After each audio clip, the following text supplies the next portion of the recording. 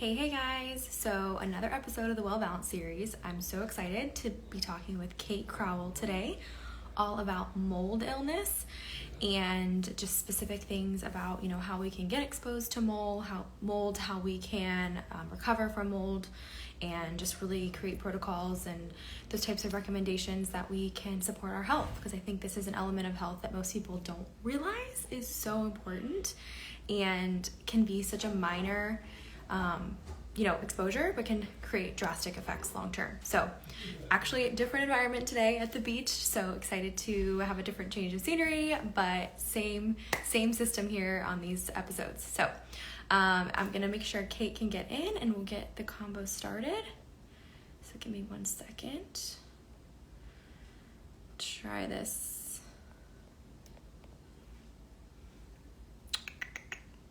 Let's see here.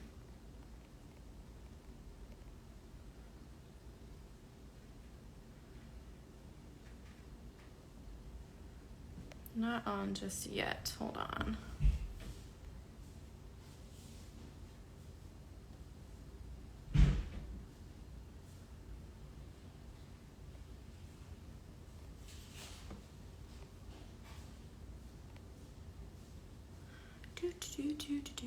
Hold on.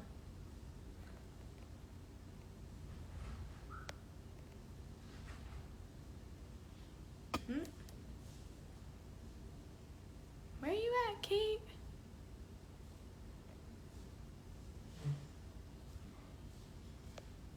Hold on, guys. Let me see. Make sure she is on here.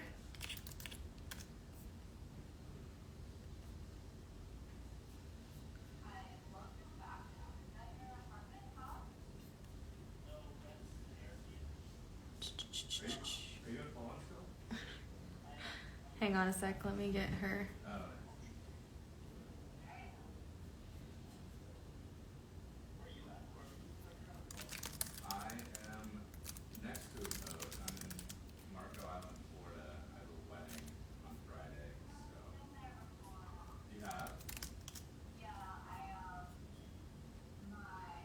Let me see if she's on here now.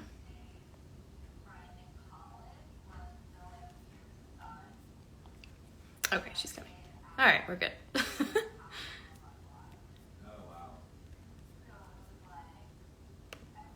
For those joining, we're about to have a live conversation. My guest is just running behind, so hang tight for a second.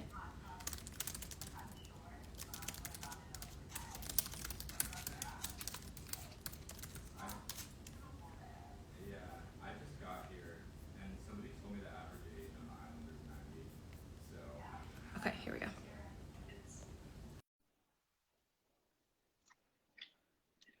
Okay. What's Here up? we go. Hey, how are you? Sorry, I'm late.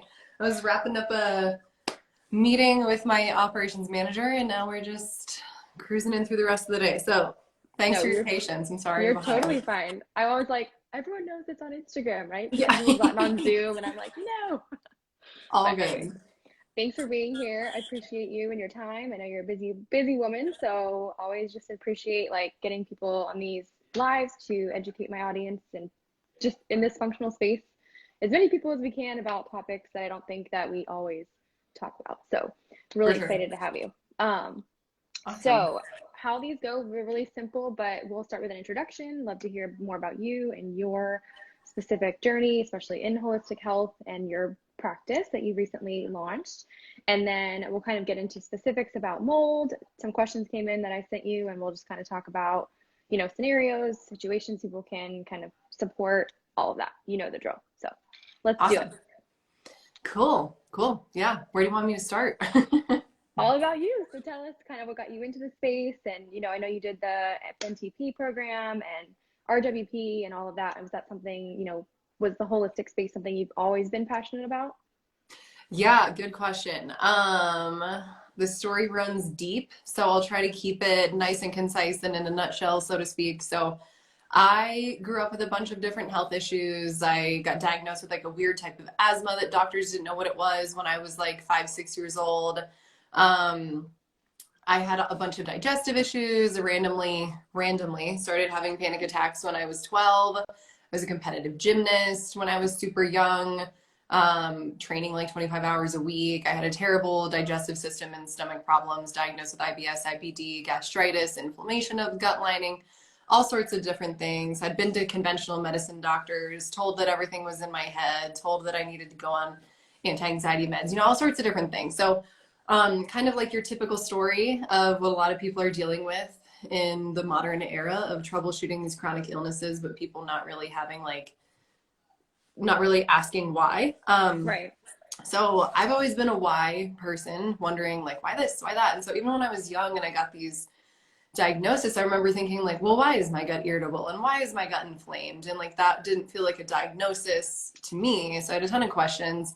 And at the time in the story now at this point, you know, I ended up with a lot of those diagnoses when I was 20. I was rounding out my sophomore year of college. I had declared my major in global public health, which focuses on the health of populations in developing countries. And I also had a minor in nutrition. And I had a lot of RD professors that were very linear, very like traditional old dogmatic type of nutrition that just didn't really seem to ask the question why very often. Right. And it was things that I was like, well, that doesn't really make sense. And like I went toe to toe with a lot of my professors at the time.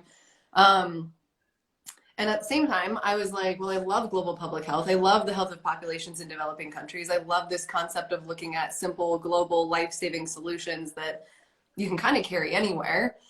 And I was like, well, this is really easy and comfortable for me to say that I like this while I'm sitting in like this beautiful university in America where everything's, you know, a lot better than most developing countries are. Right. So I wanted to get my hands dirty in the field, and I traveled to Bangladesh by myself on a whim. Don't know why I like had the audacity to do that at 20, but I just had it in my heart, and all these incredible things lined up, and I ended up going to Bangladesh, and I worked at this international research hospital in Dhaka. And for those of you that don't know where Bangladesh is, it's right next to India, so it's kind of like a whole other side of the world. And I worked in a nutrition rehabilitation unit in the hospital and focused on the health of women and children. We did a lot of research studies on stunted growth, vitamin D deficiencies in kwashiorkor, and zinc deficiency when it comes to diarrheal-based diseases, and how to build up zinc stores so the mucosal lining of the gut can be more efficient at fighting off foreign invaders and all sorts of different things, and vitamin A and night blindness and all these like popular things. That's super cool.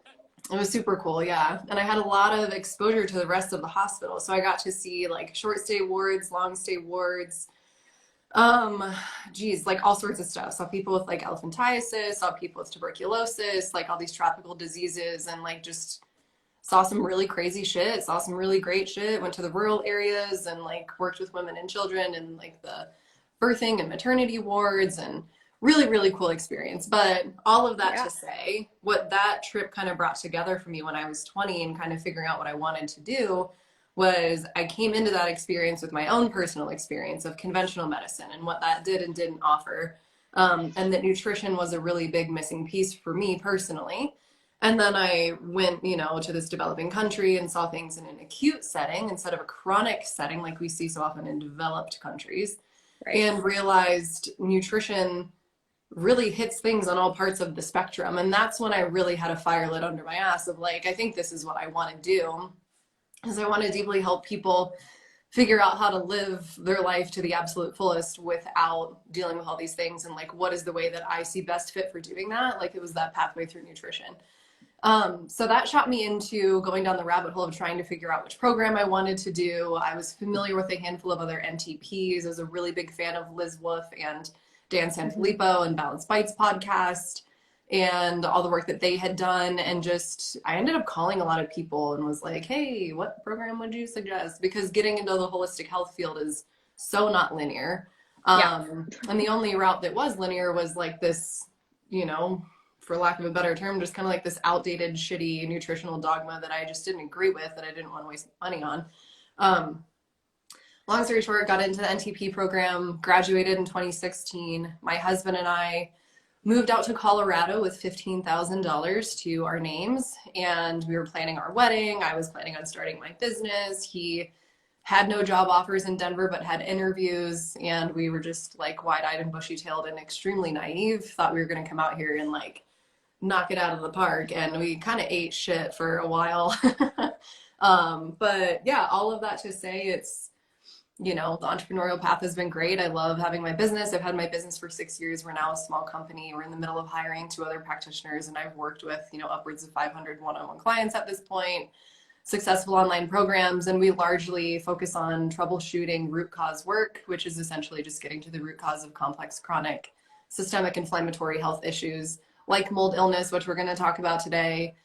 But just going a step deeper. And I was forced to look at that with my own journey, and now I get to help a lot of other clients with that too. So over the last 6 years in working with clients, it's kind of gone from foundational nutrition and how important that is, to gut health and how important that is, to research is changing and probiotics aren't that great, and like there's probably something deeper, and people thinking SIBO is a root cause and finding out that it's not, it's actually a symptom. And so I feel like I've gone through many different chapters, not just of my business and what it looks like and growing and scaling it so we can help more people, but also kind of following the journey and continuing to ask why and just drilling down on that as much as I possibly can. And this is just where I'm currently at. So yeah. I love it. That's an awesome story. I find it very admirable that you did all that and you've built what you've built out of, the way that you guys have kind of moved and changed everything. And I love that you really question very openly a lot of things on your social media, which is great because a lot of people are scared to do that. And it's just tough because, again, we're kind of unlearning a lot of things that we were used to learning. And so I think it's awesome that you do that. For sure. Thank you. If you could narrow down just for general, before we dive into mold, anything in particular that you saw from, the conventional space with just that kind of practice to more of the functional space with, medicine and just approach of nutrition, what would you say, to anybody listening would be the top 2 things that you would start working on and really trying to focus, or that were the most frustrating for you going into it and seeing both perspectives? That's a really good question. I think I'm a really big picture person. So I would say one of the biggest things big picture is shifting the mindset that somebody outside of yourself is going to have the answers for you and heal you. I think that was a big shift for me personally, and it is for all of our hundreds of clients that we've worked with, is kind of taking your power back in your own journey to optimal health. Not that doctors are worthless or that they're not helpful in certain settings, they absolutely are. Same with me as a practitioner, right. But I think it's important that no matter who you're working with, that you have a knowing and a mindset that whoever you're working with should be a guide and somebody to walk next to you on your journey, not ahead of you, not behind you, not sitting on a gold throne a mile ahead of you and you're just getting up to where that person is. It's somebody who should be hand holding you through a process that you know best, and you should be able to lead, and you should be able to ask questions as the patient or as the client, and you should be validated and listened to, and should be helped through troubleshooting those issues. I think that's a big thing going from conventional to holistic, is not that you have to be with a holistic practitioner to do this, you can do this with anyone, right. But I think that's a huge thing. And then the other thing is just understanding the impact that environment and food and all the little things have on our bodies, because it all adds up, just like everything else. If you put something off and put something off and put something off, the pile is going to get bigger. Literally, something like laundry, or if your house is dirty, it's right. Something that you have to continually keep up with. And it's no different with our bodies and environmental exposure or ability to detox or gut issues or stress or trauma or whatever it is that you're dealing with. So I think, having the guts to kind of stare directly on what it is that you're taking care of is extremely important too. So I think some of those things go hand in hand. But yeah, I think the foundational things are super important from a practical standpoint, like good sleep, hydration, minerals, digestive health, blood sugar regulation, optimizing drainage function, detoxification pathways, all those things are of course huge, but I think the mindset piece is almost bigger, because you have a lot of responsibility in your own health journey. Nobody else right. is going to fix it for you. So that's huge. No, I love that. Yeah, it makes total sense. Okay, so we're here for mold, so I'm excited to chat with you, and definitely had some areas of specific questions, I think, with lots of buying homes and where people can look for this. So we'll Yeah. start with just, identifying mold and just how its exposure, like you were just saying, little by little adds up to be a lot, how that can impact our health. And I think, why is that a concern that people should have? Yeah, I mean, mold in general, I think it's important to understand like the anatomy of mold, so to speak. So I think we're all familiar with what mold looks like. It's like this chalky, dusty, weird looking thing. But if you check it out microscopically, what it is it almost looks like a tree. It has like the spore head where it releases all of its spores, which are like the seeds. And then it has a trunk and it has a very complex root system, almost like mushrooms do, almost like mycelium of a mushroom. Um, and so these like multifaceted fungal organisms, they obviously can't run, they can't like get up and fight something, they can't bite, they can't physically attack something that is threatening them. So what fungus has done, what mold has done, what a lot of other plant species do is they create and adapt by releasing chemicals to combat being attacked or being eaten or being threatened. And so there's 7 to 10 different mold species that are toxic to humans and release mycotoxins. So there's kind of a misconception that mold is toxic just in general. And that's not necessarily true. There are some forms of mold that are not as intense as others. But it's important to understand the anatomy of mold and how it functions and what type and what species it is to kind of get a grasp on like how serious is this, how important is this type of mold, et cetera, et cetera. So there's, when we're looking at the species, there's like Aspergillus, Penicillium, Stachyboitries, there's all these different types. A lot of people often think like, oh, it's just black mold and black mold is the bad one. And that's not true. There's plenty of Stachyboitries, which is your traditional black mold that is not actually the color black. There can be Aspergillus species that are black, that are just as harmful. It doesn't have to be black mold. And so what these toxic forms of mold, these 7 to 10 species do, like I was just kind of getting at, is when they're feeling threatened by any means, they'll release chemicals, these mycotoxins that are microscopic. They are extremely small. You cannot see them with the naked eye, but they're a chemical. They're a biohazard, and they're extremely detrimental to human health. They're neuroinflammatory. They can affect the nervous system, the digestive system, the respiratory system, any type of mucosal barrier in the body. The other thing about mold to be aware of is that they're lipophilic, meaning they love fat. And if you think about every single cell in the body, every single cell in the body is surrounded by what's called a phospholipid bilayer, which has a lipid tail on it. So mold can essentially get into and embed itself into any cell or any tissue in the body, but it loves fatty tissue, our brain being one of the fattiest tissues that we have. And so this is why there's a lot of really obscure, weird, seemingly disconnected and disparate types of symptoms that can come along with mold. And we can get into the details of what that looks like. But I think, first and foremost in understanding mold and why does it matter and like, what does this mean? I think we have to understand like what mold actually does, which species are actually really important, kind of cover that anatomy and everything. The other thing too is that a lot of people think that like seeing a little bit of mold in the shower is normal. Like that should not be happening. Moisture in the shower is normal because you're obviously showering in there, but mold in order to grow needs spores, their seeds, and it needs a water source. And if you have 2 of those things, you're creating the perfect space for mold. And in an ideal environment for mold to grow, it needs to be, 50% to 50 and up percent humidity. And so humidity is an extremely important thing. Like in your crawl spaces, in your basement, in your home in general, it's extremely important to be mindful of humidity, if there's water sources in general, and if there is some sort of spores visible. The other thing to keep in mind is if you're seeing mold and you can see it with the naked eye, the amount of exposure that you're getting is astronomical. Again, because the mycotoxins that are, extremely detrimental to human health, you can't see them. So if you're seeing mold, you can almost guarantee that you are being exposed to mycotoxins. So it's really important to do mold inspections, connect with somebody who is a professional in the mold space, people like PJ Harlow, she's a great colleague of mine, I refer a lot of clients to, Andrew Melrose, Mold Finders, like there's just starting to now become a plethora of different resources for people. But I would say generally speaking, like just understanding what mold is, what it can do, et cetera, is huge. So like oh, go ahead. I was gonna say, like, for like a protocol, would you say that somebody gets somebody to come check out the house, once a year? How often? And kind of like, what does that look like? Yeah, I think it's important to, when you're moving into a home, and my husband's a real estate agent. He's a luxury real estate agent here in Denver. So we've, kind of oddly been placed in this circumstance where like we feel like we're kind of experts in this now because my husband sees so many homes. I'm working with Hmm. people on so many health things. Like it's been such a gift to be able to have that experience and be able to speak to it.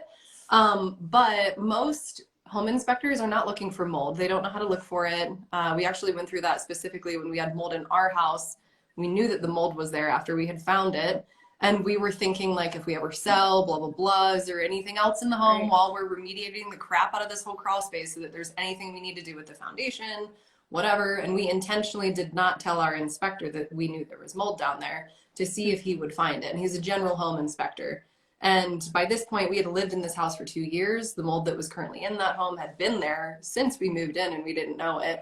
So the initial inspection, it was never found. And then when we did this follow-up inspection before we started remediating to see if we needed to do anything else, it ended up coming back that there was no mold. Like he just didn't find anything. So just to to let everybody know that if you do move into a house, you are concerned about mold, you want to be mindful of it, you do need to hire a separate mold inspector Okay. in order to look for that. So in terms of Stu and I's process of moving into this house and any home that we'll ever move into is like we're very intentional about the drainage around the home, making sure that the house is set up so that water's not draining into the basement or into the crawl space or into the foundation. That's not just for mold, but for longevity of the foundation walls, that you're not getting cracks and little fissures and things like that. Right. But the people who are doing the mold inspection should know this. And so they should be looking for drainage. They should be looking for moisture with a moisture meter, looking for water damage. They'll often look for like bubbling, buckling, any types of like horizontal or vertical cracks or discoloration in walls, ceilings, and floors. And you really want to find someone who's doing a mold inspection who's not only going to visually inspect things and use a moisture meter, but is also going to swab test if they visually see anything. Mm. So the testing part is huge as well. There's a lot of people that have hired mold inspection companies that just aren't really good at what they're doing. And it should be, it should take a couple hours because they should be going through your house essentially with a fine-tooth comb, for lack of a better term. And, because mold can be hidden, it can be in between walls, it can be underneath sinks where water sources are. So I would say like when you're first moving in, those would be the things to kind of look for. Hire a mold inspection company, vet that mold inspection company, make sure they know what they're talking about, make sure you're getting samples. And then moving forward, if know that everything's clear, there's things that you can do to kind of maintain the cleanliness. And so Right. instead of having to like mold inspect once a year, what we've done is like it's important to have consistent ways of looking at water sources where you could have a leak. So one of the most common places is like behind toilets, under sinks, dishwashers, dry clean or not dry cleaning, but like washing and drying your clothes. And so there's a lot of people that will buy sensors. You can buy them really cheap on like Amazon. That's like a little sensor with battery in it, and you can put it right underneath your sink that if there's any water at all, it'll hit that sensor and a little alarm will go off so that you can be aware if there is any moisture that is coming into those areas. So there's different strategies and ways to kind of manage everything. So I think that can be important. Another thing that Stu and I do, just because we are at the bottom of a hill, but we've got great drainage around our home, is we consistently check our sump pumps. We have our HVAC system cleaned once a year. It's just general home maintenance that like most people just don't do. Maybe just because they're not educated, they don't have the time, they're not thinking about it, or they're just not going to hire somebody to do it. But I mean, it's where you spend so much of your time, and your indoor air quality and the health of your home is directly impacted and directly correlated with your personal health and your family's health. So after going through what we've gone through, it's something that we'll always invest in. So yeah. Well, and I think it's hard when you can't, like you said, when you can't see it all the time. I think people always think like shower mold and it's visible, but it could be behind a wall or causing something else. So with the remediation process, do you have to physically, move out of the house so they can do a whole sweep of everything? Or like, what does that vary based on, the exposure? What's that kind of look like? Yeah, I mean, it definitely, these are all, some of these questions are really good for people who are doing the remediation process. I can really only speak from our experience, and it does vary, case to case, person to person, depending upon what the order of operations are going to be. It depends on like the type of mold and how much there is and where it is and what's Right. happening and if there's a water source. And, there can be different facets to it. But for us, we had a ton of mold in the crawl space of our old home that we lived in. We moved out of a year ago. In that house, we had to completely remove all of the insulation in our crawl space.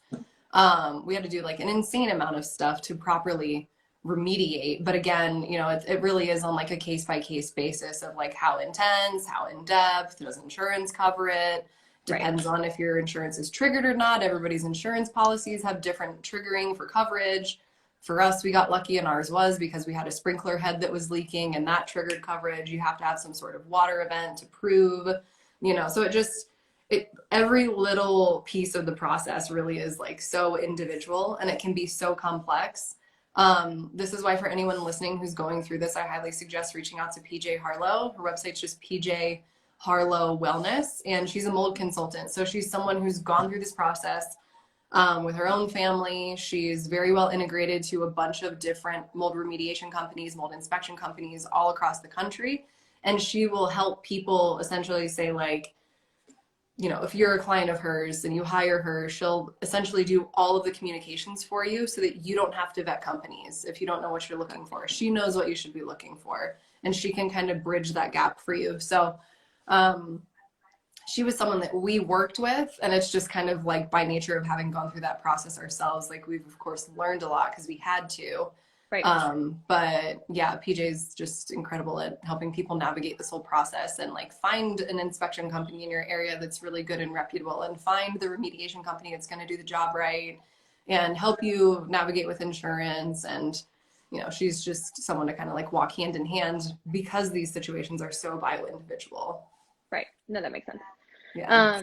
So with like symptoms, we kind of touched on that a little bit. Like, what are some things that people typically can experience when they're dealing with this, and when's kind of like the red flag of I need to go take that next step?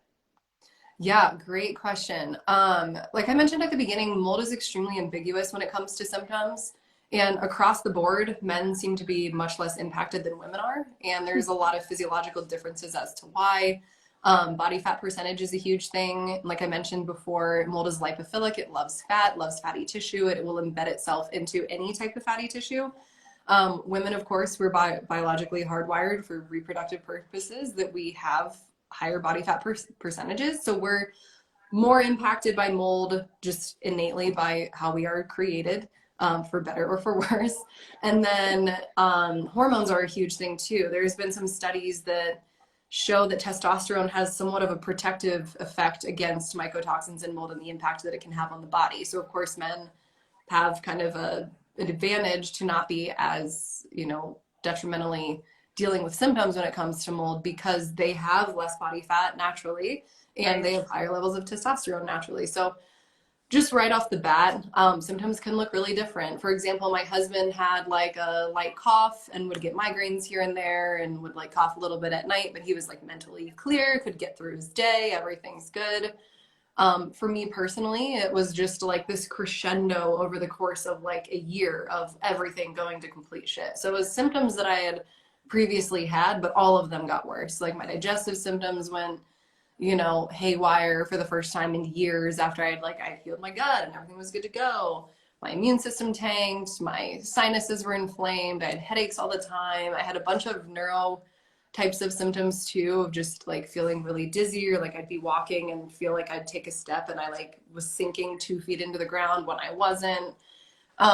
Lots of anxiety and panic attacks, just extremely dysregulated nervous system. My thyroid was really out of whack. My body temperature regulation was super messed up. The other thing with mold too, and a lot of these things and why they can be so ambiguous is that, symptoms when it comes to mold, it can look like a lot of different things because again, mold can kind of embed into any cell and any tissue in the body. It just depends on how your body is manifesting those symptoms and what you're predisposed to having. So like for me personally, genetically, and I probably know more than like most people should about their health and stuff. But like I know genetically I have methylation mutations. They're all on neurotransmitter pathways. So I have like COMT and TDR and MTHFR methylation pathways that are all on cofactors for dopamine and GABA and all of these like feel good, relaxing types of things. So I know anytime I'm dealing with any sort of inflammation or toxicity that like I trend into dealing with mental health challenges, anxiety, panic attacks, paranoia, like just being on edge, and my nervous system is completely jacked up. So for me personally, that's how I manifested a lot of my mold symptoms on top of my nervous system tanking, my immune system tanking. But you know, for my husband, he doesn't have the toxic burden that I have. He doesn't have the methylation mutations that I have. And for him, it manifests as more like physical inflammation instead of neuroinflammation. So he had issues with like a migraine or like a sore throat or like some fatigue, but you know, it looks different for different people. So Absolutely. I would say, you know, everything that I mentioned is probably some of the most common, like neurological symptoms, joint pain, dizziness, problems controlling temperature, like with your body kind of regulating temperature. Some people will get almost like this zing, like vibrational type of feeling in their body, which probably sounds kind of crazy, but if anyone's listening, you know what that is. I've definitely had that. Oh, Kelsey says hi. Hi, Kelsey. But yeah, it can really be all across the board. Okay. Yeah, I figured it was probably very dependent on source and exposure and all that, but still, if someone had asked, you know, they have windows that are moldy and their daughter coughs all the time, so could that possibly be related? And it sounds like that could definitely be something to look into. Yeah, I'd be totally curious. I mean, like, where are those spores coming from? Like, Right. spores are in the air and then they land and they find a water source and they grow. So, you know, like I would kind of highly doubt that the windowsill is the only source of mold in that house. It could be coming from somewhere else, and those spores have traveled and they've landed there, and it's another water source that they found. And I think that's a really big thing too, is like kids will manifest really interesting symptoms that we're like, oh, consistent ear infections, that's normal. Or like, my kid keeps getting strep throat, how weird, but so many other kids do, and that's normal. Like, it might be common, but it's not normal. And I think it's important to look into your home environment, especially when it comes to things like consistent suppressed immune system, strep throat consistently, ear problems consistently. Bedwetting is a really common one for kids with mold. Interesting. Headaches, dizziness, all those fun things. Yeah, no, I love that. Okay, so last question, and it kind of goes into just like for somebody who's wanting to look more into this, is there, or just practitioner via client, is there a functional test that you kind of go to get data on this kind of thing? And then also, how long does it take for someone to recover? I'm sure that's a loaded question and very by individual, but For sure. Yeah. In terms of testing, one of the best ways to test your body for mold is through a mycotoxin urine test. There's a handful of different labs that pull this, none of them of which that I'm familiar with are public facing. All of them are through a practitioner or a doctor, because we have to have professional accounts to run these labs. So we run all of our mycotoxin urine panels through Vibrant Wellness, which is a professional lab that we ship kits to our clients. They, you know, pee in a little cup, use a pipette to put it in a vial, and that vial goes out to the lab, and we're testing that urine for mycotoxins. We usually pull a handful of other things because I like to look at environmental toxins and other things while we're at it, and we have that sample. But the reason why urine is that our kidneys are one of the largest pathways that we clear mycotoxins naturally in the body. So looking at what mycotoxins are clearing through the urine is going to give us a really good indication of what the body is holding on to and dealing with. So mycotoxin urine testing for body purposes. And then in terms of how long it takes, you know, it really depends. I usually say like, and some people might be like, oh my God, what? But in order to like really be making a shit ton of progress, anywhere from like 6 months to a year, I would say on average. If it's someone who's been dealing with like on and off health issues for a long time, and then, oh my God, and then I found out that it's mold, like at least a year. Right. Which was me, you know, that was the case that I am currently dealing with myself. We see it with a lot of clients. But you know, if you just moved into a house, you're already aware of mold, you're seeing it, you're doing something about it, you know, maybe like a 6 month mark would be more realistic. But I mean, I've seen things anywhere from like 6 months to a year and a half to whatever. And the reason why that varies so much is that when you're addressing mold, there is a specific order of operations because we have to hit drainage and detoxification pathways. We need to make sure that your Right. body is actually capable of clearing this biotoxin and we're not mobilizing it and it's stuck in the body and you're just feeling like absolute shit and you're feeling way worse. So we have to hit drainage first, and then we have to move to gut health first because 70 to 80% of our immune system's in the gut. And if your immune system is not ready to combat these things, again, we're setting you up to fail and to feel a lot worse and to overburden your body while we mobilize these toxins. So we have to go drainage and then gut health. And then I usually try to hit systemic immune function a little bit, and then we can really go after mold. And so even building up to getting to a point where we're actually starting to work on mold, it's usually about a 3 to 4 month protocol of just prepping the body. And that's not to say that you're not inadvertently addressing mold while doing that. It's just that Right. I would highly not suggest anyone just to go straight into addressing mold because you're more than likely going to absolutely tank harder than you already are. And then once you're hitting mold directly, sometimes other things can come up. Sometimes Lyme disease will pop up. Sometimes co-infections will pop up. Sometimes we got to go back and hit parasites a little bit harder because your T1 and Th2 immune function cells are out of whack. So it really just depends on what comes up, while we're managing everything. But yeah, I would say anywhere from like 6 months to a year is probably like the average that I see, but it can go way above that for some people. Okay. Good to know. Awesome.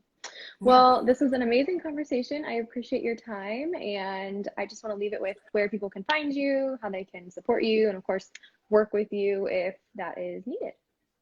Awesome. Yeah. So, I mean, my handle's on here. It's just what Kate ate. My business and my company is Kroll & Co. So you can find us on Instagram at Kroll & Co. We also, my website is just Caitlin Kroll, or KateKroll.com. So you can check us out there. We've got a lot of links on our Instagram page. But yeah, we have a long wait list for clients right now. Unfortunately, we've got like a 4 to 6 week wait time. So if you're someone who's like kind of interested, but you're not really sure, I would just say, just get on our wait list because by the time we reach out, you'll probably have a decision made and then we can actually take you on in that current moment. And yeah, we got a podcast. We got a lot of helpful educational information and we do one-on-one client work. We're launching some group programs here soon with a bunch of educational information. So that'll be available soon. But yeah, That's always, awesome. you guys are welcome to email me, DM me with questions or anything. But yeah. Perfect. Do you want to answer that question from Janae? Yes, Janae, do you have a humidifier, dehumidifier that you recommend? I actually don't even know the name of the one that we have, but we have one in our basement that we got from Target. I'll share it on my story after this.